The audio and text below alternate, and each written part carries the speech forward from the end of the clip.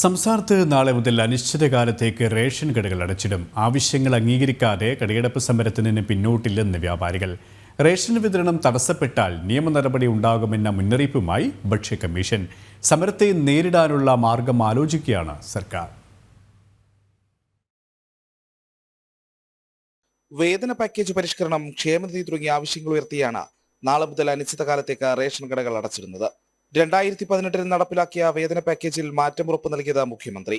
പലവട്ടം സർക്കാരിനെ സമീപിച്ചിട്ടും അനുകൂല തീരുമാനമുണ്ടാകാതെ വന്നതോടെയാണ് വ്യാപാരികൾ അനിശ്ചിതകാല സമരത്തിലേക്ക് തിരിഞ്ഞത്. സർക്കാരുമായി 2 വട്ടം നടത്തിയ ചർച്ചകളും പരാജയപ്പെട്ടിരുന്നു. സാമ്പത്തിക പ്രതിസന്ധി മൂലം വേതന പാക്കേജിൽ തൽക്കാലം വർധനവ് വരുത്താനാകില്ലെന്നതാണ് സർക്കാർ നിലപാട്. മുഖ്യമന്ത്രി ചർച്ചയ്ക്ക് വിളിക്കാത്തതും വ്യാപാരി സംഘടനകളെ പ്രകോപിപ്പിക്കുന്നു.